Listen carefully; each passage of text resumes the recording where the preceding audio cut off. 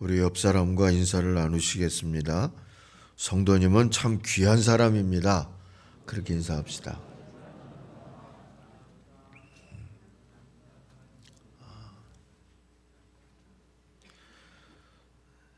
사람을 제대로 보고 인사를 해야 되는데 고개만 숙이지 말고 이번에는 말은 하지 말고 마스크도 쓴 김에 눈으로만 옆 사람을 쳐다보시면서 눈에 자비심을 가득 담고 눈으로 얘기하세요. 성도님은 참 귀한 분입니다 하시고.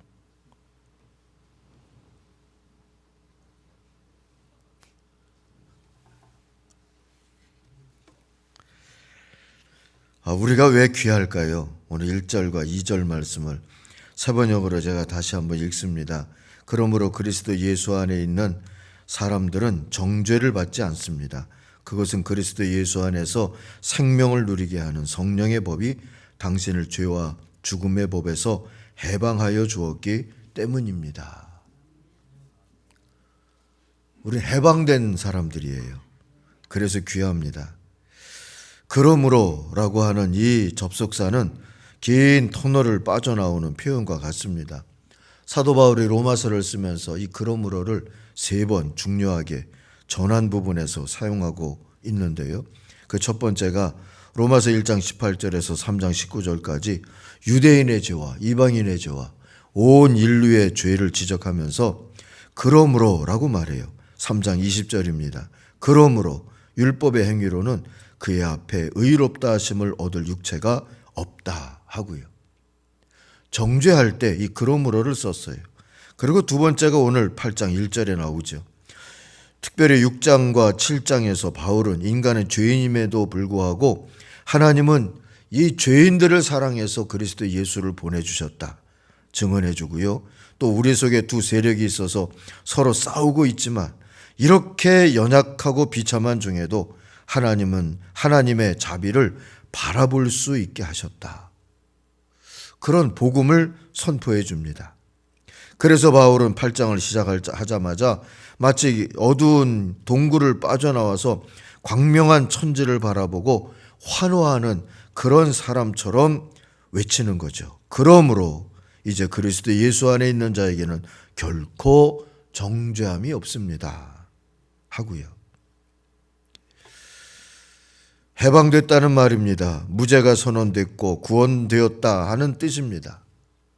세 번째 그러므로는 우리 수요일 새벽 시간에 함께 나눌 텐데요. 로마서 12장 1절에 나오죠. 하나님의 은혜로 구원받았으므로 오직 은혜로 구원받았으니 그러므로 너희 몸을 산제물로 하나님께 드려라. 이는 너희가 드릴 영적 예배다 하고 말할 때 그러므로를 썼어요. 오늘 이 8장 1절의 그러므로는 우리가 얼마나 귀한지를 알려주고 있는 그러므로입니다. 하나님의 구속의 은혜로 인해서 그리고 은혜이신 그리스도 예수를 믿음으로써 더 이상 정죄받는 죄인으로 살지 않게 됐기에 우리는 귀한 사람입니다. 사실 우리는 정죄받은 죄인입니다. 정죄란 판사가 피고에게 유죄를 선언하는 것을 말합니다. 그런데 1절은 정죄함이 없다 했으니까 무죄가 선언됐다는 뜻과 같습니다. 본래는 죄인이지만 그리스도 예수께서 우리의 죄값을 대신 치루어 주셨기 때문에 그 정죄로부터 해방이 된 겁니다. 마틴 루터의 표현대로 우리 믿는 성도는 죄인인 동시에 아직 완전해지진 않았지만 의롭다 여김을 받은 것이지요. 여기 우리가 귀중한 사람이 된 두 번째 의미가 있습니다. 의롭다 여김을 받은 거예요. 하나님 앞에서 의롭다 여김을 받게 된 사람들이어서 우리는 귀합니다. 여기서 의라고 하는 것은 윤리적인 평가가 아니라 관계적인 평가예요. 무슨 말인지 오늘 말씀을 의지해서 비유처럼 말해보겠습니다. 우리가 노예로 살고 있다고 칩시다. 이름은 육신이고요. 나는 노예인데 내 이름이 육신이에요. 그리고 내게는 죄라는 친구가 있습니다. 이 죄란 놈은 악하고 교무해서 육신인 나를 쌈싸먹고 회쳐먹는 나쁜 놈이에요. 근데 주인이 육신아, 내가 인격과 삶이 흠없고 깨끗하다 싶을 때 찾아와라. 내가 그러면 속량을 시켜줄게. 노예가 아니라 아들이라고 해줄게. 했다고 칩시다. 선하게 살려고 애쓰던 육신인 제가 전보단 그래도 낫지 싶어서 주인에게 속량을 청하러 왔는데 노예를 관리하는 율법이라는 이름의 집사가 너 정말 온전히 깨끗해? 하고 묻는 거예요.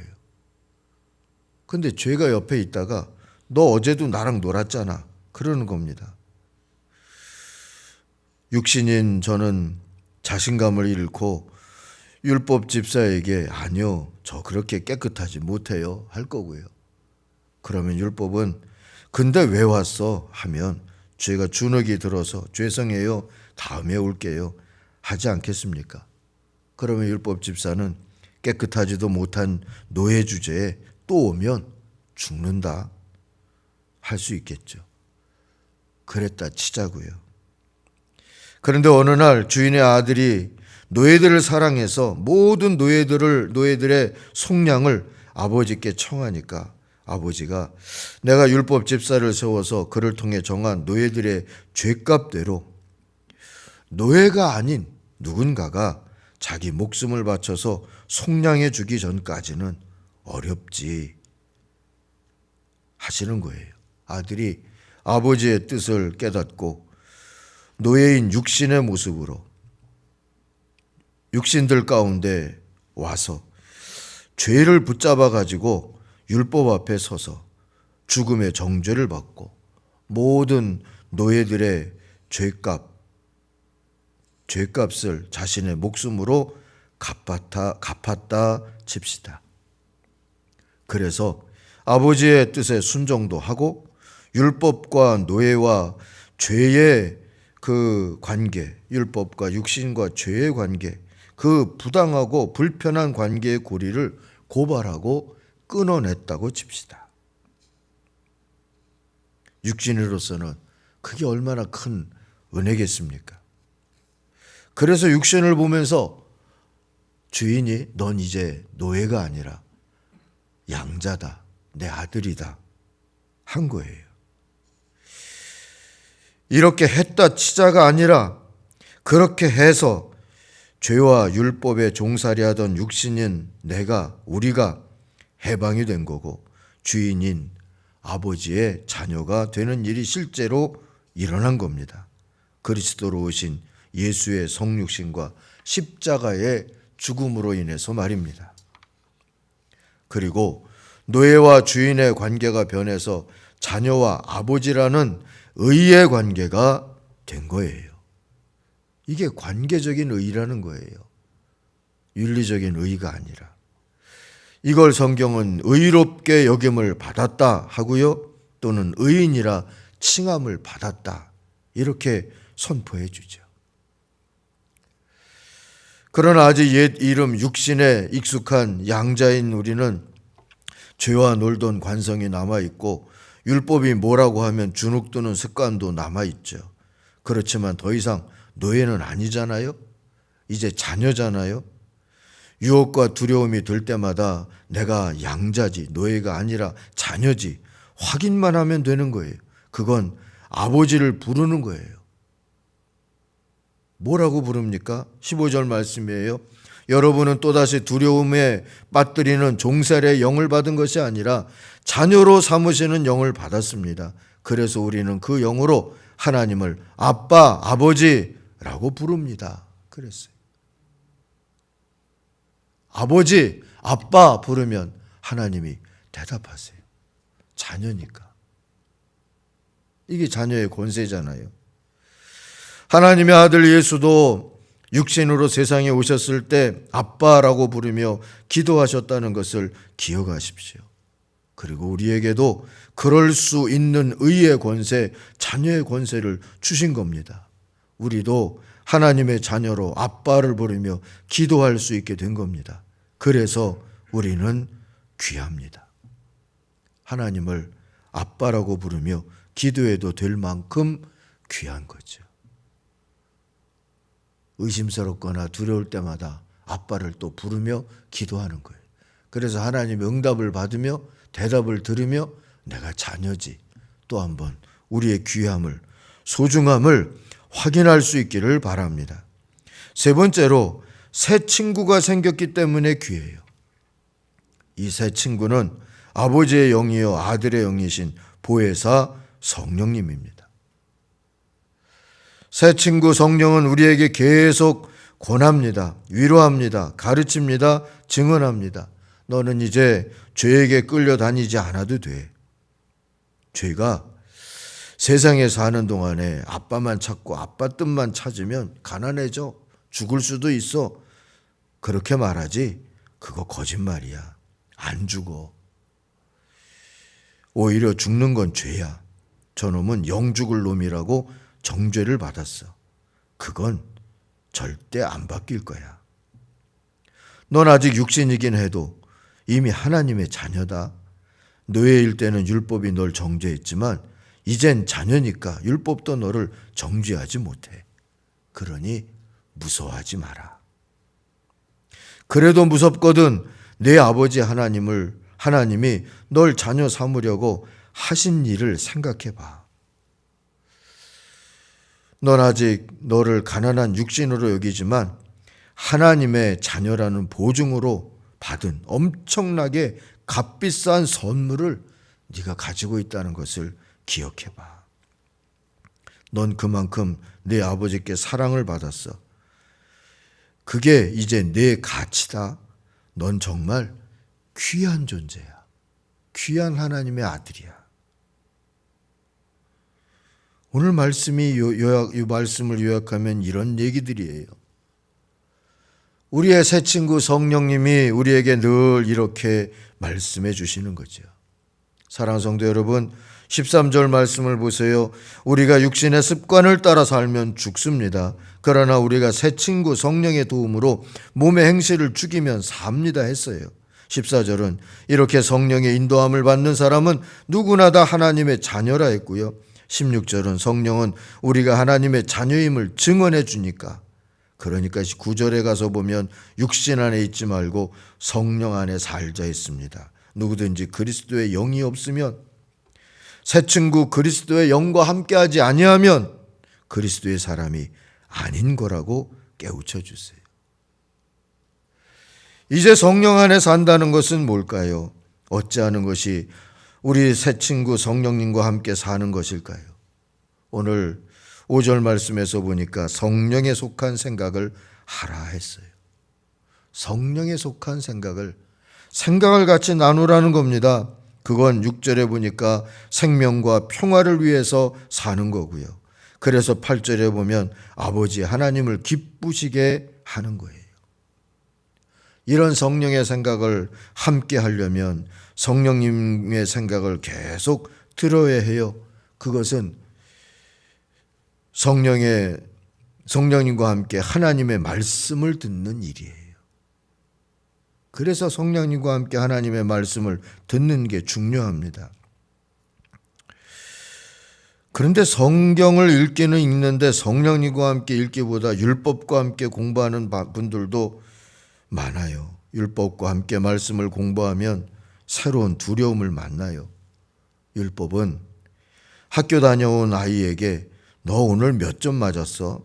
네 친구는 몇 점이야? 넌 왜 그걸 또 틀렸어? 그래서 내가 학교 갔다 오면 숙제부터 하랬지? 그렇게 묻는 엄마처럼 묻기 때문이에요. 그러나 새 친구 성령은 넌 오늘 누구와 함께 즐거웠니? 누구와 함께 울기도 했니? 내가 어제 마음 아파했던 친구를 위해 손잡아 줬다고 했지? 그 친구가 좀 기운을 낸 것 같니? 엄마가 오늘 나눠 먹으라고 준 과자는 누구와 나눠 먹었니?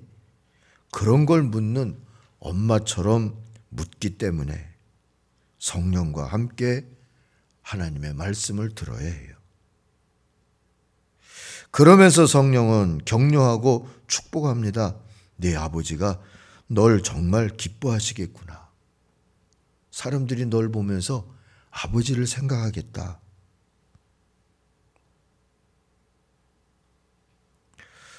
사랑하는 성도 여러분, 이런 귀한 친구, 아버지의 영이자 아들의 영이신 성령을 친구로 받은 우리가 얼마나 귀한 존재입니까?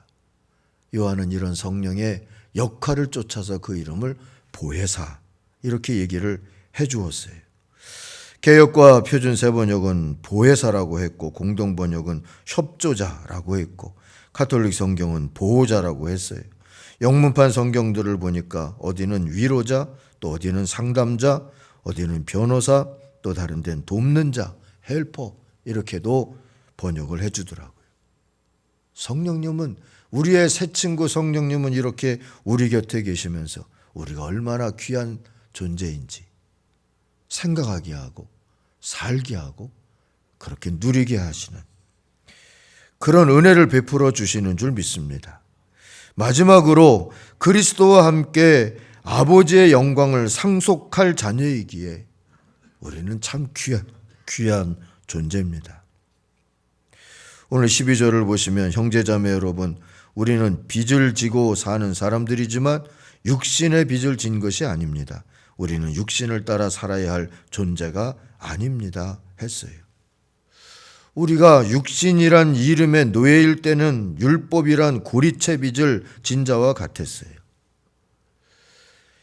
죄인이란 원금은 고사하고 회개란 이자도 갚기가 어려웠습니다. 그러나 이젠 자녀예요. 아버지가 다 속량해 주셨어요. 우리의 빚은 오직 은혜를 주신 아버지를 기쁘시게 하려는 자녀의 소원과 책임 정도예요. 부족하지만 이건 회개할 일이라기보다는 아빠 애썼는데 이것밖에 안 돼요. 에이 아빠 이거라도 받아주세요 하면 우리 아빠이신 아버지가 넌 왜 그 모양이냐 이러시겠어요? 잘했다. 충분해. 하실 거예요. 빚은 빚인데 언제나 칭찬과 위로를 얻을 자녀의 빚인 거죠. 그래서 이 빚은 채무만이 아니라 채권이기도 해요. 자녀의 권세이기도 한 것이죠. 어버이날 보면 별것도 아닌 종이 카네이션에 삐뚤빼뚤 엄마 아빠 사랑해요 라고 써준 걸 자랑스럽게 붙이고 다니는 부모님, 조부모님 교회 안에서도 종종 봐요. 이거 우리 아이가 준 거라고. 그게 완벽하고 완전해서예요. 이미 완벽하고 완전이신 하나님께는 우리가 뭘 드려서 더 부여하게 해드릴 수 있는 것은 없어요.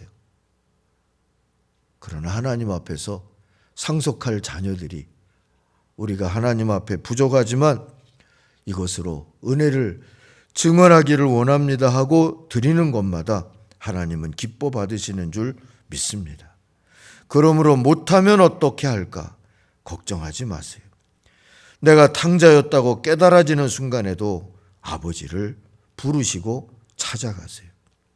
집에 있던 또 다른 탕자가 혹 시비를 걸고 도발을 해도 주눅들지 마세요. 아버지는 이미 두 팔을 벌려 우리를 아들로 자녀로 안아주셨으니까요. 신도 신겨주시고 가락지도 끼워주시는 겁니다. 이제 친구인 보혜사 성령의 감동과 도움을 따라서 아버지가 기뻐하실 일만 생각하고 그걸 순종하면서 살 수 있는 자가 저와 여러분이 된 겁니다. 언젠가 세상 삶을 다 마치고 아버지 앞에 돌아가서서 아버지 세상 다녀왔습니다 할 때 우린 자녀의 영광을 받게 될 줄 믿습니다. 그 영광은 아버지가 독생자를 내어주시면서 받으셨던 영광이고 아들이 아버지의 뜻에 순종해서 받으신 영광인데 그 영광스러운 영광을 자녀인 우리도 상속할 수 있다는 겁니다. 물론 보혜사 성령님과 함께 말이죠. 그게 17절이에요. 자녀이면 상속자이기도 합니다. 우리가 그리스도와 함께 영광을 받으려고 그와 함께 고난을 받으면 우리는 하나님이 정하신 상속자요 그리스도와 더불어 공동 상속자입니다. 할렐루야. 엊그제 월드비전에서 찾아왔었어요. 작년 한 해 참 어려운 한 해를 다 같이 보냈다 하고 이야기를 나누고는 이 올해는 순환주간 챌린지 이야기를 하고 갔어요. 해마다 순환주간에 금식도 하고 뭔가 말씀도 읽고 뭐 그렇게 프로그램을 해서 북한에 있는 성도들을 돕는 일, 북한 동포를 돕는 일을 했었는데 올해는 그것도 여의치 않아서 에티오피아의 물 부족한 나라 돕는 일을 한다고 합니다. 이 한 주간 동안에 십자가길의 챌린지를 하는데 말씀을 따라가면서 어느 날은 금식도 해보고 불편하게 자보기도 해보고 옷도 어제 입은 옷 하루를 그냥 더 입어보기도 하고 누구의 탄식에 귀를 기울이기도 하고 물 외에 음료를 참기도 해보고 그렇게 해서 그만큼 아낀 돈으로 연보를 해서 에티오피아 물 부족 해결을 도와주자 하는 운동을 한다는 겁니다. 챌린지라고 하는 말이 마음에 남았어요. 여러분에게도 이 챌린지를 제안하고 싶어요. 도전이죠. 참 귀한 사람으로 사는 그런 도전을 해보십시다. 1호로 아침에 보면 아침 편집자가 쓴 작은 글 중에 잠자리에 누워서 좀 건강한 잠을 자고 싶은데 자꾸 핸드폰을 보게 되는데 이게 핸드폰 보지 말아야지, 그냥 자야지 하다가도 또 보게 되고 또 보게 되고 그래서 어느 날 멀리 뒀대요. 거실에다 두고 들어가서 누우니까 볼 일도 없고 밤새 핸드폰 옆에 안 두었다고 해서 세상이 뭐 달라지는 것도 아니고 대신 그 알람이 울리는 시계, 라디오가 같이 되어 있는 시계를 사가지고 시간이 되면 아침에 음악 소리를 들으면서 잠을 깰 수가 있고 뭐 그렇게 했다고. 자기 자신을 소중하게 여기는 방법 중에 하나이겠다 하는 생각을 그 글을 읽으면서 가졌습니다. 사랑하는 성도 여러분, 이렇듯 나를 귀하게 대하는 걸 우리들이 이 남은 사순절 기간에 한번 해보시면 좋겠어요. 내가 참 소중한 사람이라는 것을 어떻게 알 수가 있을까? 성령과 더불어서 말씀을 읽는 것부터 시작을 해서 더 나아가서 하나님의 또 다른 자녀인 다른 사람을 귀하게 대접함으로써 나도 귀하다 하는 것을 깨달을 수도 있을 것이고요. 아버지의 기쁨인 생명과 평화를 위해 일할 기회를 잡으면서 그렇게 도전을 하면서 챌린지를 해보면서 내가 하나님의 자녀, 영광을 상속할 자녀이구나 하는 것도 확인할 수 있는 그런 길들이 있지 않을까 싶습니다. 어디선가 이 문화근십 10계명이라고 내놓은 것을 보면서 이런 것들도 가능하겠다 하는 생각도 했어요.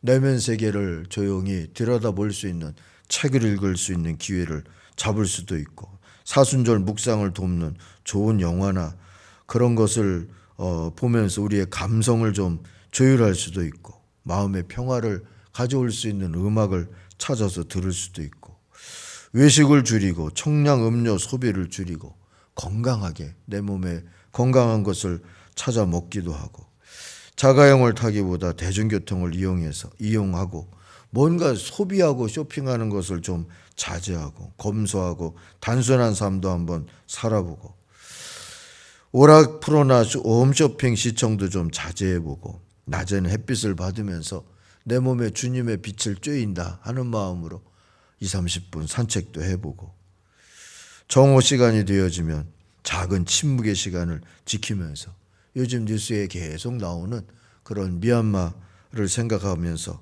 기도도 해보고 꽃과 식물을 정성껏 키우거나 헌혈을 찾아서 하거나 하는 생명의 소중함을 일깨우는 그런 일도 찾아서 해보고 뭐가 됐든 챌린지를 한번 해보시면서 내가 하나님 앞에서 얼마나 소중한 존재인지를 나 자신에게 확증도 시키고 다른 사람과 함께 그 소중함도 나눌 수 있고 그래서 하나님 앞에서 내가 얼마나 소중한 존재인지 또 한번 감사하고 하나님께 영광 돌릴 수 있는 그런 걸음으로 우리 걸음을 옮길 수 있기를 바랍니다.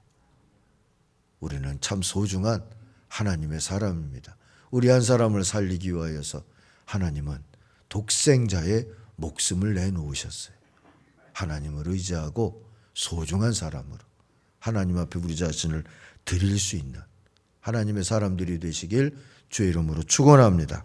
기도하겠습니다. 하나님 아버지, 감사하고 감사합니다. 죄인이고 육신과 율법에 매여서 죄의 종노릇하다가 살 수밖에 없는 우리들을 해방시켜 주시고 하나님의 자녀라 의롭다 칭함을 해주시고 새 친구 성령을 보내주시고 그리고 영원한 영광을 상속할 비전을 갖고 살게 해주시니 하나님 감사합니다. 이렇게 귀한 은혜를 받았으니 이 귀한 은혜를 받은 자로 오늘도 살고 그렇게 귀한 은혜를 받은 사람들을 사랑하고 섬기고 하나님의 나라를 아직도 깨닫지 못하는 많은 사람들에게 주여 하나님의 자비의 소식을 전하며 살 수 있도록 우리 걸음을 인도해 주시옵소서. 주님의 은혜를 사모하고 감사드리오며 예수님의 이름으로 기도하옵나이다. 아멘.